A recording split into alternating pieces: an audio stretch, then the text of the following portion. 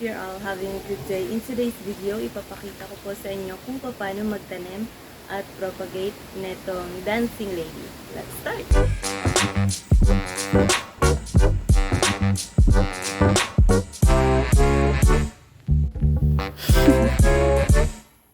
Napakadali lang ho mag-propagate ng dancing lady. Paghihiwalayin lamang yung mga puno. So, eto ho yung isa sa mga puno. Gamit ho ang gunting o pruning shears. Gupitin.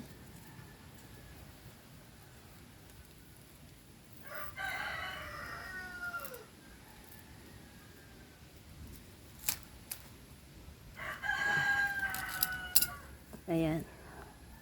Ito ho yung lumang lubid mula sa dati niyang driftwood.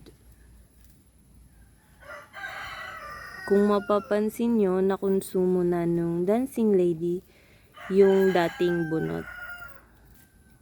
Ito naman ho yung natuyong tangkay mula sa dating bulaklak. So, tatanggalin na rin ho.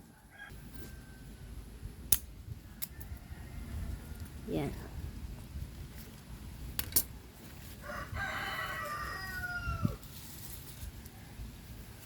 Ito naman ho yung isa pang puno.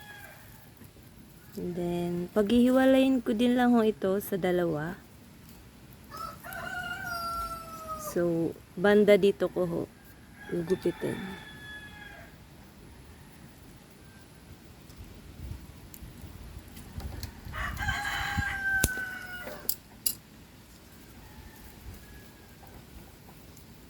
And then, dahan-dahang hilahin para hindi masyadong maputol yung mga ugat.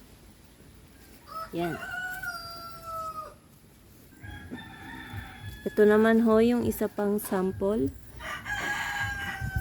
Same process din lang. So, para even yung bilang ng mga puno. Dito ko sa gitna puputulin.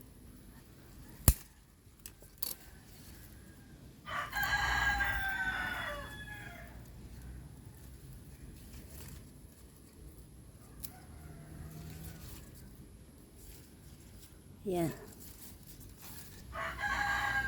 Ito naman ho yung isang halaman, medyo alanganin yung forma.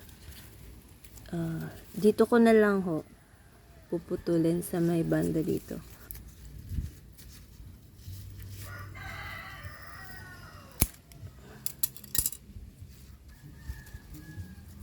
Ayan.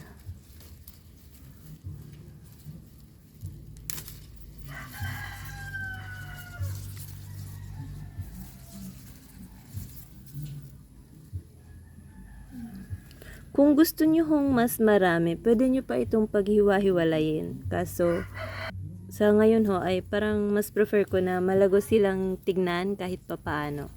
So, iiwan ko na ho ito as is.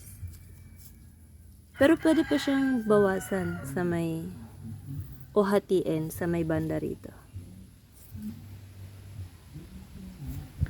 So, nadoble ko lang ho yung original na 4 na puno. Yan, 8 na sila.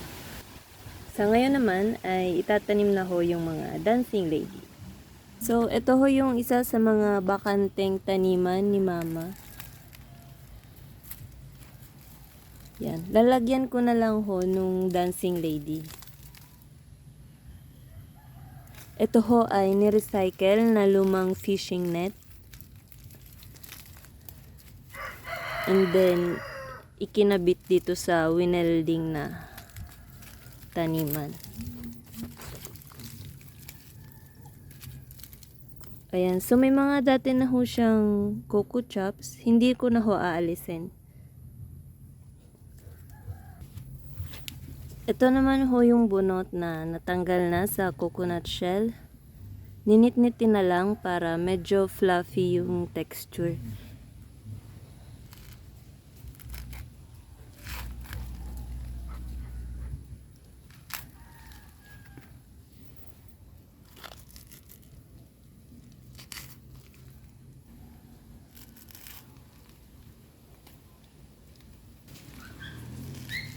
Ayan, ganyan lang ho para madaling ibalot sa halaman.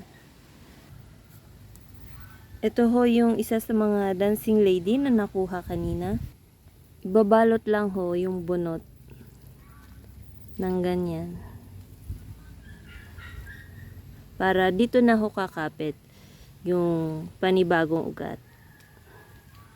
Mas mainam rin ho na mamasa-masa na yung bunot na gagamitin para hindi masyadong ma-stress o matuyo yung halaman. And then, ilalagay lang siya ng ganyan.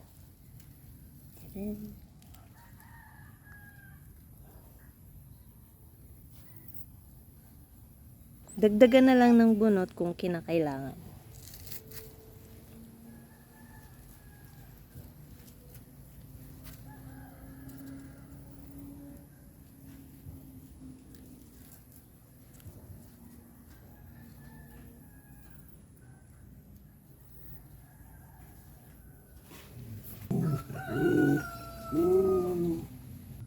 Pwede rin naman ho kayong mag-recycle nitong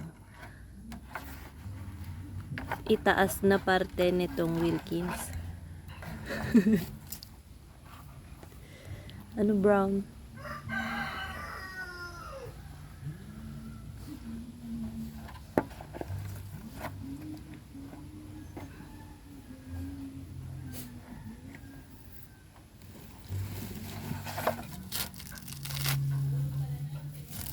Parehong process lang ho, ninit-nitin yung bunot.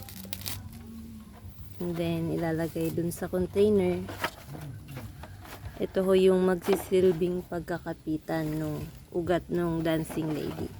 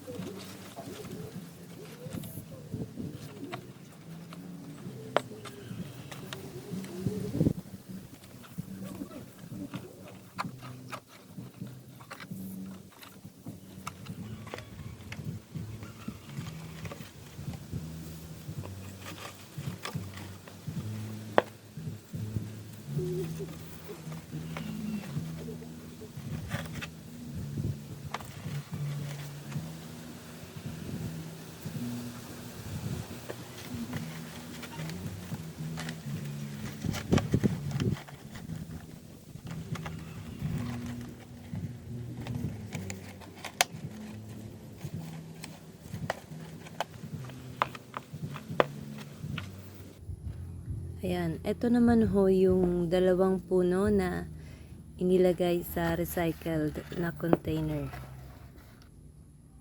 Pag ganito ho, madali nang isabit o ilipat yung tanim kahit saan.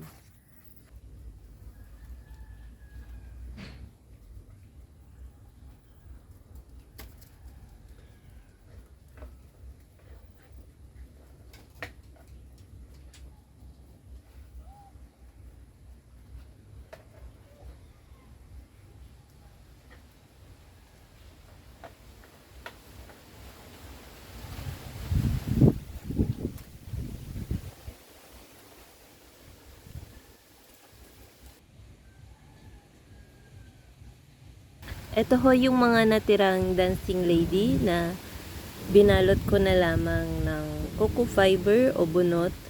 Ngayon ay ready na silang itali sa puno.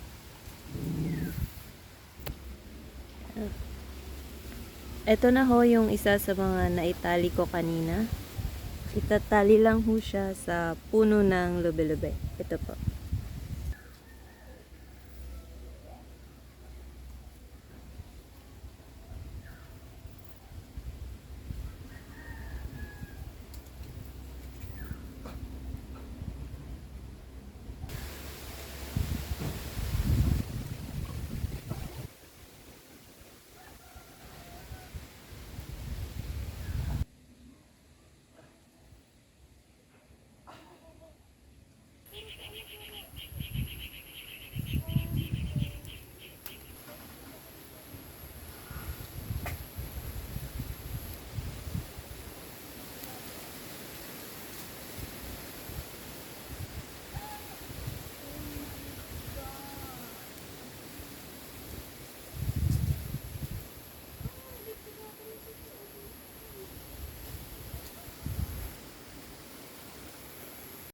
Ayan, yung isa naman ho ay itinanim ko o itinali sa puno ng lube-lube.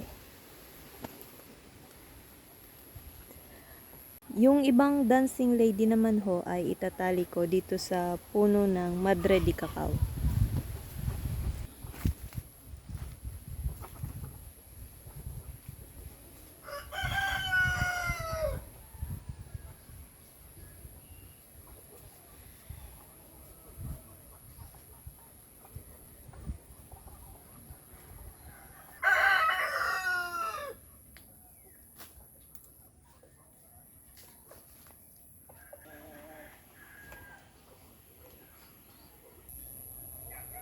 Ito na ho yung panghuling dancing lady na naitali ko sa puno kasama netong mga bromeliad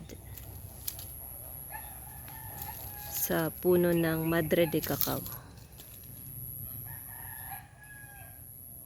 Ito rin ho pala yung mga bromeliad na ipinakita ko noong last na bromeliad propagation video. Yung iba ho ay may mga suwe na at napagkunan ko na rin ho ito ng mga suwe at nailipat na rin sa iba. And that's it for today's video. Ganun lang ho kadali mag-propagate o magtanim ng dancing lady. Maraming salamat ho sa panonood. Have a great day everyone. Stay safe. Bye!